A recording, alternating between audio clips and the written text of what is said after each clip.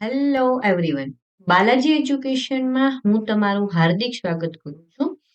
આપણે અકાઉન્ટન્ટ અને સબ અકાઉન્ટન્ટની જે નવા રિક્રુટમેન્ટ રૂલ્સ પ્રમાણે પ્રિલિમ્સ અને મેન્સનો જે નવો સિલેબસ આવેલો છે એ પ્રમાણે આખી બેન્ચનું આયોજન કરવામાં આવે છે. તમારી વીકલી અને મંથલી ટેસ્ટ પણ લેવામાં આવશે, જેથી કરીને તમારી તૈયારીનું તમે મૂલ્યાંકન કરી શકો અને તમને બેસ્ટ મટીરિયલ પ્રોવાઈડ કરવામાં આવશે. આ મટીરિયલની અંદર ઓલ્ડ પેપરનું એનાલિસિસ પ્લસ મેન્સને ધ્યાનમાં રાખી અને આખું મટીરિયલ જે છે એ તૈયાર કરવામાં આવેલું છે અને ઓથેન્ટિક સોર્સમાંથી જ લીધેલું છે. બરાબર. નેક્સ્ટ આપણે જોવાનું છે આજે માહિતીનું એકત્રીકરણ. આજે છે એ તમારે સ્ટેટિસ્ટિક અને મેથેમેટિક્સનો જે આપેલો છે સિલેબસ એના અંદરનો પહેલો ટોપિક છે ભાઈ માહિતી શું છે અને કેવી રીતે તમે માહિતી જે છે એ રિપ્રેઝન્ટ કરી શકો. બરાબર. જોઈએ. એમાં સૌથી પહેલો ટોપિક છે તમારો આંકડાશાસ્ત્રનો ઉદ્ભવ અને વિકાસ. એવી આંકડાશાસ્ત્રનું ઓરિજિન અને ગ્રોથ કેવી રીતે થયું એ આપણે પહેલા જોશું. આના ક્વેશ્ચન થોડા ઘણા પૂછાય છે પાસ્ટની અંદર, એટલે મેં આખો ઇતિહાસ છે એ થોડું લીધું છે અને આ ટેક્સ્ટ બુક 11th માંથી જે ઇમ્પોર્ટન્ટ છે એ વસ્તુ લીધેલી છે. સમજો, આંકડાશાસ્ત્રના ક્ષેત્રે ભારતનું પ્રદાન મૌર્ય સામ્રાજ્ય ઈસવીસન પૂર્વે 321 થી 266 ના સમયથી મહત્વ રહ્યું તેવી નોંધ મળે છે. મુગલ સમ્રાટ અકબરના શાસન ઈસવીસન 1596 થી 1597 દરમિયાન મુગલ સામ્રાજ્યની વહીવટી અને મુલકી સેવાઓને અનુરૂપ ઉચ્ચ કક્ષાની પ્રસ્થાપિત થયેલ આંકડાશાસ્ત્રીય પદ્ધતિનો ઉલ્લેખ અબ્દુલ ફઝલ રચિત આઈને અકબરીમાં પણ જોવા મળે છે. ટૂંકમાં આંકડાશાસ્ત્ર જે ક્ષેત્રનો ભારતની અંદર બે સામ્રાજ્યની અંદર ફાળો, એક મૌર્ય અને મુગલ સામ્રાજ્યમાં. કઈ રીતે તમે જોયું કે ભાઈ અકબરના સમયની અંદર આઈને અકબરીમાંથી આપણને એવા એવિડન્સ મળે છે કે ભાઈ અહીંયા આંકડાશાસ્ત્રનો ઉપયોગ થતો હતો.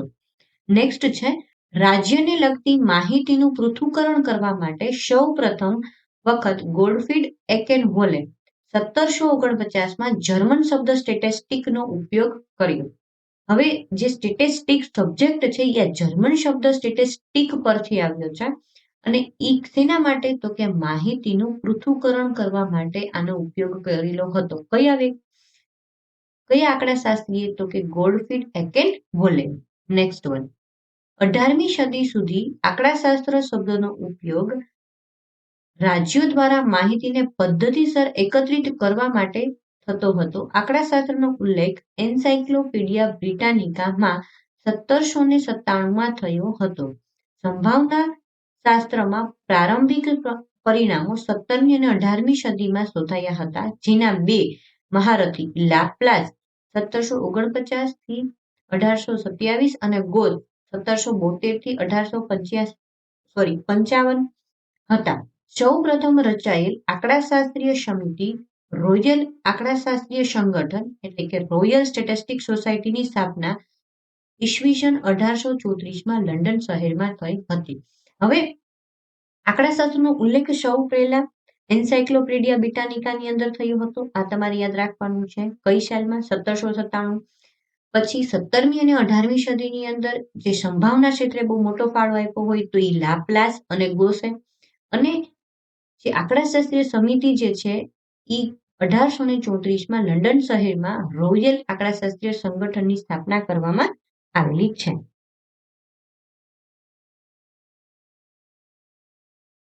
નેક્સ્ટ તમે જો ગેલ્ટન અને કાર્લ પિયર્સનને ગાણિતિક આંકડાશાસ્ત્રનો ઉપયોગ વિજ્ઞાન, ઉદ્યોગો અને રાજકારણમાં કર્યો હતો. ગાણિતિક આંકડાશાસ્ત્રના રચયિતા કાર્લ પિયર્સન હતા. તેમણે ઇંગ્લેન્ડના ઉચ્ચ કક્ષાની આંકડાકીય પ્રયોગશાળાની તથા ઈસવીસન 1911માં લંડન ખાતે યુનિવર્સિટી કોલેજમાં સૌ પ્રથમ યુનિવર્સિટીના આંકડાશાસ્ત્ર વિષયના વિભાગની સ્થાપના કરી હતી. આંકડાશાસ્ત્ર વિભાગની આખી સ્થાપના કરનાર વ્યક્તિ કોણ છે તો કે કાર્લ પિયર્સન, જે ગાણિતિક આંકડાશાસ્ત્રમાં એને ઘણી બધી વસ્તુ કરી અને આ ઇંગ્લેન્ડની અંદર જે માસ્ટર કરવામાં આવે છે એમાં આંકડાશાસ્ત્ર સબ્જેક્ટ જો એડ કરેલો હોય તો એ કોને? Karl Pearson. નેક્સ્ટ, ફિશરે જીનેટિક્સ, બાયોમેટ્રી, મનોવૈજ્ઞાનિક, શિક્ષણ, ખેતી જેવા જાતના વિભિન્ન ક્ષેત્રોમાં આંકડાશાસ્ત્રનો ઉપયોગ કર્યો. તેમણે આંકડાશાસ્ત્રના પિતા તરીકે ખૂબ જાણીતા છે. ફિશરને શું કામ આંકડાશાસ્ત્રના પિતા કીધા? તો કે એને બધા જ ક્ષેત્રની અંદર આંકડાશાસ્ત્રનો ઉપયોગ કર્યો. જીનેટિક્સ, બાયોમેટ્રી અને મનોવૈજ્ઞાનિક. નેક્સ્ટ, હવે અત્યાર સુધી જે ભારતનું જે છે ને એ હિસ્ટ્રી હતી કે ભારતની અંદર અને વિશ્વની અંદર કઈ રીતે થયું, આખું આંકડાશાસ્ત્ર સબ્જેક્ટ. પણ હવે છે આંકડાશાસ્ત્રનો વિકાસ કે ભાઈ આંકડાશાસ્ત્રનો વિકાસ કેવી રીતે થયો? તો કે ભારતના જાણીતા આંકડાશાસ્ત્રીય પીસી મહાલનોબિસ દ્વારા ભારતીય આંકડાશાસ્ત્રીય સંસ્થા ઇન્ડિયન સ્ટેટિસ્ટિકલ ઇન્સ્ટિટ્યુશન ISI ની સ્થાપના ઈસવીસન 1931માં કોલકાતા ખાતે કરવામાં આવેલી હતી. તેમણે ઈસવીસન 1941માં કોલકાતા યુનિવર્સિટીમાં સૌ પ્રથમ અનુસ્નાતક કક્ષાએ આંકડાશાસ્ત્રીય વિષયની શરૂઆત કરી હતી. ઈસવીસન 1950માં મહાલનોબિસ દ્વારા પ્રસ્તુત કરાયેલ રાષ્ટ્રીય નિદર્શ તપાસ એટલે કે નેશનલ સેમ્પલ સર્વેને સરકાર દ્વારા માન્ય કરવામાં આવી અને માહિતી એકત્રીકરણનો પ્રથમ તબક્કો ઓક્ટોબર 1950માં શરૂ થયો હતો. અન્ય સંસ્થા ભારતીય ખેતી વિષયક આંકડાશાસ્ત્ર સંશોધન Indian agriculture statistical research institute નું પણ ભારતમાં આંકડાશાસ્ત્રના વિકાસમાં ખૂબ જ યોગદાન રહેલું છે. ભારતની અંદર આંકડાશાસ્ત્રમાં જો બહુ મહત્વનો ફાળો હોય તો પીસી મહાલનોબિસ, અને ભારતમાં આંકડાશાસ્ત્રના જો પિતા કહેવા હોય તો આપણે પીસી મહાલનોબિસને કહેવાનું છે. અને એ બીજી પંચવર્ષીય યોજનાનું મોડેલ પણ એમને જ તૈયાર કરેલું હતું.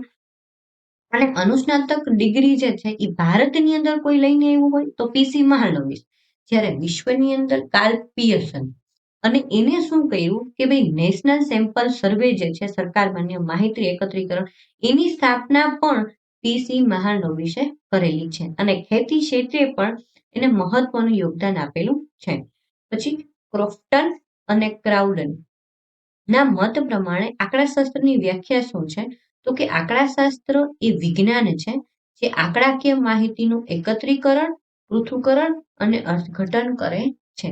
શું છે એને શું કીધું કે ભાઈ માહિતીનું એકત્રીકરણ કરવું, પૃથ્થકરણ કરવું અને અર્થઘટન કરવું. આ જે છે એ આંકડાશાસ્ત્ર સબ્જેક્ટ આખું કામ કરે છે અને આને એક વિજ્ઞાન તરીકે ટ્રીટ કર્યું છે. બરાબર.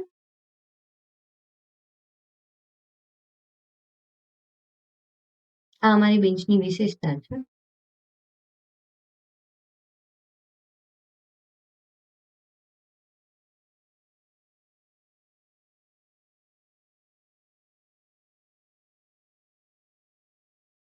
હવે બેઝિકલી આની અંદર જે ટર્મિનોલોજી છે માહિતીના એકત્રીકરણની અંદર, એ પહેલા આપણે જોઈએ કે પહેલા આપણે બેઝિક એનું હિસ્ટોરિકલ બેકગ્રાઉન્ડ જોઈ લીધું.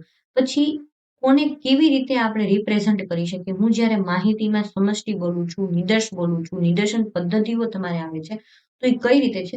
તો આ બેઝિકલી તમારે ટર્મિનોલોજી છે. તો સૌથી પહેલા છે સમષ્ટિ,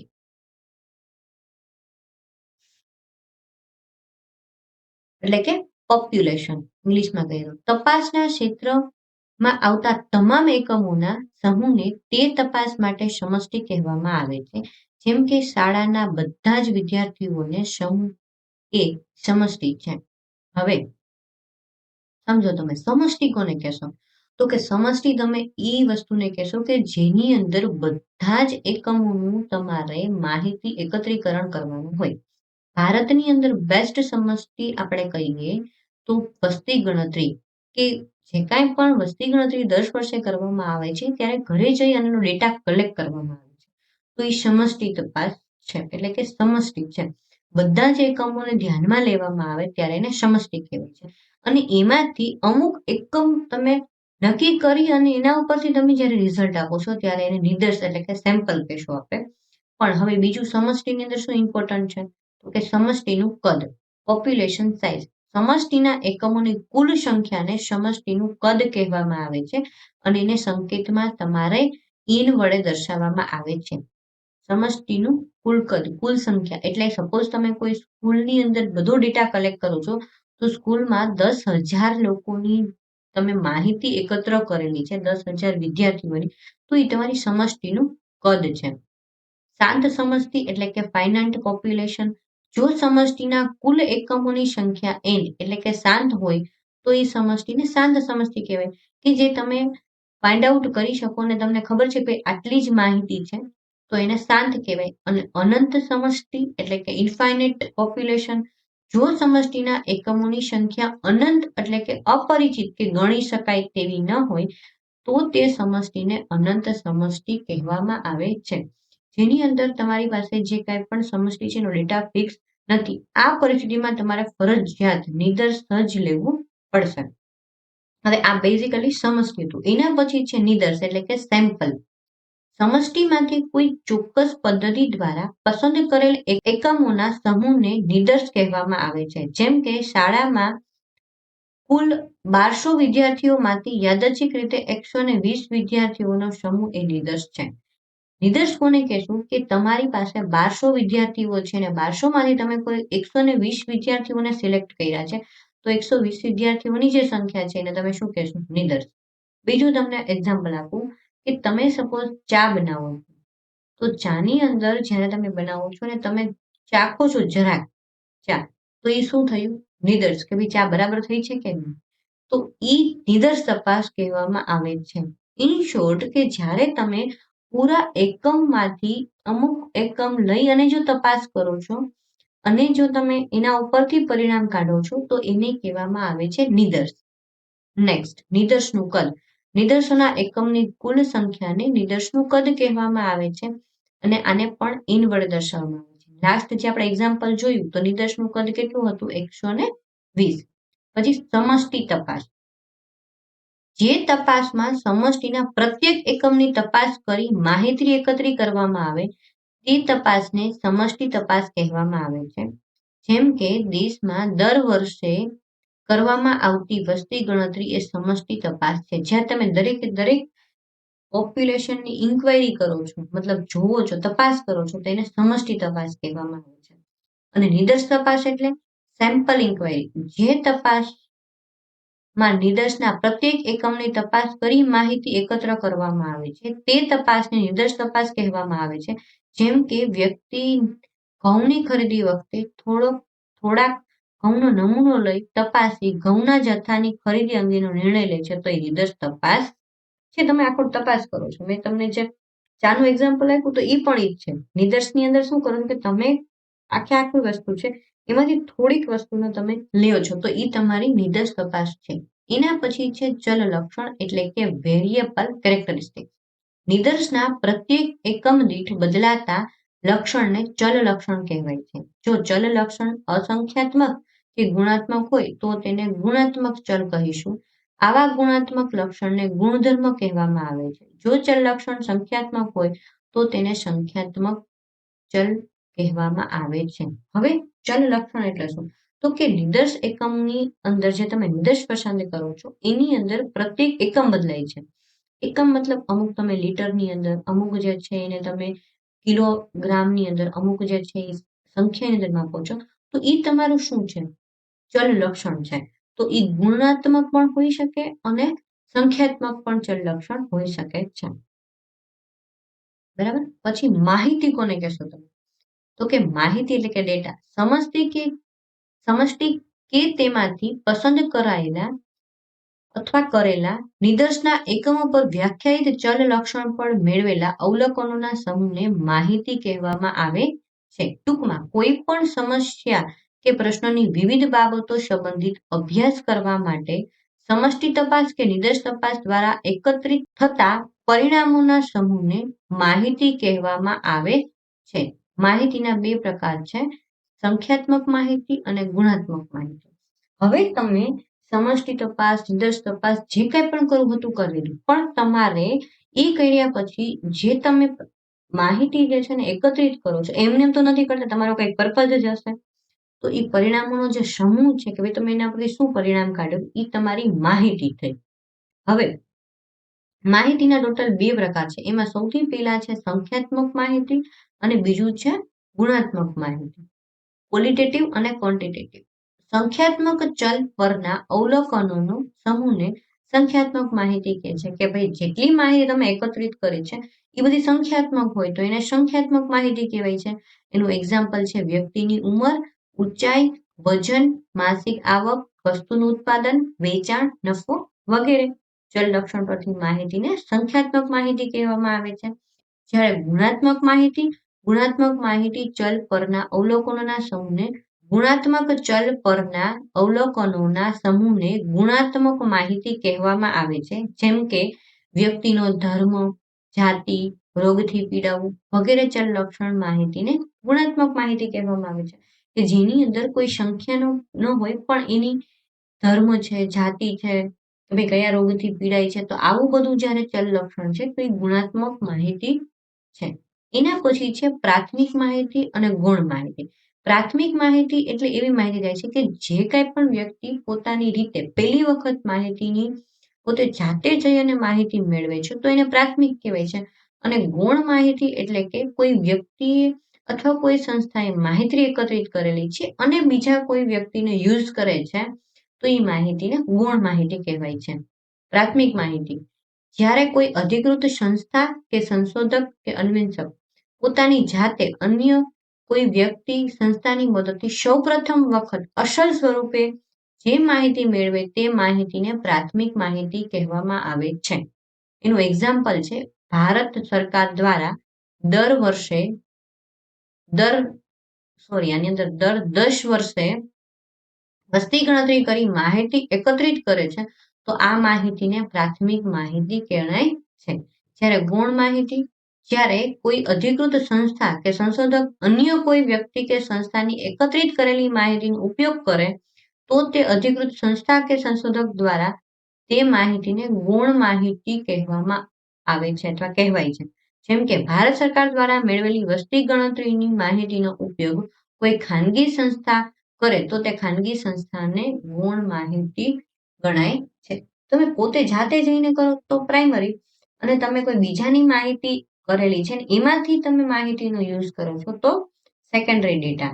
હવે પ્રાથમિક માહિતી જે મેળવવી છે એ મેળવવાની રીતો કેટલી છે તો પહેલા તો ડાયરેક્ટ ઇન્ક્વાયરી કે જે તમારા ઘરે આવી વસ્તી ગણતરીની અંદર ઘરે આવીને તમને બધું પૂછે તો ડાયરેક્ટ ઇન્ક્વાયરી. પછી પરોક્ષ રીતે કોઈ સંસ્થાને કે ભાઈ તમે કરી નાખો તો એ પરોક્ષ તપાસ કરી. પછી પ્રશ્નાવલી એક પ્રશ્ન કાઢેલો હોય અને એની પ્રશ્નાવલી કાઢેલી હોય 20 પ્રશ્નો, 25 પ્રશ્નો, 30 પ્રશ્નો એના ઉપરથી માહિતી જો મેળવવાની હોય છે તો એ તમારી પ્રશ્નાવલીની રીત છે. હું તમને એક્ઝામ્પલ આપું તો તમને ખબર હોય તો જ્યારે તમે યુટ્યુબમાં વિડીયો જોતા હોય ત્યારે તમને અમુક ક્વેશ્ચન પૂછે છે કે ભાઈ તમે આ વસ્તુ કરો છો કેટલામાં છો તો એ તમને ક્વેશ્ચન પૂછે છે અને પછી માહિતી એકત્રિત કરે છે તો એ પ્રશ્નાવલીની રીત કહેવામાં આવે છે. પછી પ્રશ્નાવલીની રીતમાં શું હોય તો કે જે વિષય અંગેની માહિતી મેળવવાની હોય તે વિષય અનુરૂપ પ્રશ્નોની એક યાદી 10 પ્રશ્ન બનાવી તર્કબંધ ક્રમમાં ગોઠવી જે તે પ્રશ્ન સામે જવાબ ઉત્તર લખવા માટે જગ્યા રાખી જે પત્રક તૈયાર કરવામાં આવે તેને પ્રશ્નાવલી કહેવામાં આવે છે.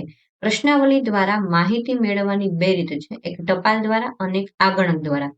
જે તે માહિતી જોતી હોય તો તમે કોઈ પણ સ્કૂલ, કોલેજ, વોટેવર કોઈ સંસ્થા જ્યારે ભેગી થયેલી હોય અને ત્યારે તમે માહિતી એકત્રિત કરો છો પ્રશ્ન પૂછીને તો એ તમારા પત્રક દ્વારા તો તમે આગણક દ્વારા અને ટપાલ દ્વારા પણ કરી શકો. હવે ક્વેશ્ચનિયરને મેં એટલા માટે લીધેલું છે કે તમને એવું પૂછે કે ભાઈ પ્રશ્નાવલી કોને કહેવામાં આવશે તમને બેઝિક ખબર હોવી જોઈએ કે ભાઈ કઈ રીતે છે અને આમ મારું લખવાનો હેતુ એવો છે કે આ બધી વસ્તુ તમારે મેન્સની અંદર લખવાની રહેશે કારણ કે તમારે આ વખતે મેન્સ જે એક્ઝામ છે એ રિટર્ન એક્ઝામ છે તો તમને ક્યારેય વ્યાખ્યા પૂછી લીધી તો તમે શું લખશો તમને બેઝિક માહિતી ખબર છે એટલે તમારે લખવાની આદત પડે એટલા માટે મેં અત્યારે જ એવો કન્સેપ્ટ લીધો છે કે જેથી કરીને તમને આ વસ્તુનું જ્યારે તમારે મેન્સ આવે ત્યારે ફક્ત રિવિઝન જ કરવાનું રહે. પછી ગૌણ માહિતી કઈ કઈ જગ્યાએથી તમે પ્રાપ્ત કરી શકો છો તો કે સરકારી પ્રકાશનોમાંથી, અર્ધ સરકારી પ્રકાશનો, આંતરરાષ્ટ્રીય સંસ્થાના પ્રકાશનો, સંસ્થાના અહેવાલો, સ્થાનિક સ્વરાજ્યની સંસ્થાઓ, સ્વાયત્ત શિક્ષણની સંસ્થાઓ, કોઈ વ્યાપારી અથવા વ્યવસાયિક સંસ્થાના પ્રકાશનો, વર્તમાનપત્રો, સામાયિકો અને બિનપ્રકાશિત માહિતી. તમને પૂછે કે ભાઈ નીચેનામાંથી ગૌણ માહિતીના પ્રાપ્તિ સ્થાનો કયા છે તો તમારે આ બધા લખવાના રહેશે. એક તો સરકાર દ્વારા, અર્ધ સરકાર દ્વારા, ઇન્ટરનેશનલ લેવલે, સ્થાનિક સ્વરાજ્યની સંસ્થાઓ દ્વારા કે જે કંઈ પણ છે એ માહિતી એકત્રિત કરેલી છે એ લોકોએ, એનો જે ડેટા છે એ આપણે લોકો યુઝ કરી શકીએ છીએ. બરાબર? એક એક્ઝામ્પલ આપું હું તમને આંતરરાષ્ટ્રીય સંસ્થાનું કે ભાઈ જે ઇનોવેશન ઇન્ડેક્સ બહાર પાડવામાં આવ્યો એમાં ભારતનું અત્યારે 42મો રેન્ક છે 55 માંથી. 55 દેશોમાંથી 42મો દેશ, 42મો રેન્ક છે આપણો. હવે આની અંદર આટલે પાયરસી નથી કરતા, પેટન્ટને કેટલું સંરક્ષણ આપવામાં આવે છે, આપણે લોકો જે કોઈ ઇનોવેટિવ આઈડિયા લે આવે તેનું કેટલું સંરક્ષણ આપે છે. એના અંતર્ગત એક ગ્લોબલ ઇનોવેશન ઇન્ડેક્સ બહાર પાડવામાં આવે. એક વર્ષે એટલે દરેક વર્ષે આ ઇન્ડેક્સ જે છે એ બહાર પાડવામાં આવે છે. તો આ માહિતી જે છે એ આપણે એની પાસેથી લઈએ તો એ માહિતી ગુણ માહિતી થઈ કહેવાય. આ જે છે એ તમારું બેઝિક હતું કે ભાઈ માહિતીની અંદર તમે કઈ રીતે એકત્રીકરણ કરો છો, બેઝિક સમષ્ટિ, નિદર્શ કે બેઝિક કન્સેપ્ટ શું છે, જેથી કરીને તમને આ જે સબ્જેક્ટ છે એની બેઝિક માહિતી મળે. આ દરેકે દરેક જે ટોપિક છે એ આપણે ડિટેલમાં અને ટેક્સ્ટ બુકને ધ્યાનમાં રાખીને જ કરવાના છે. Thank you so much.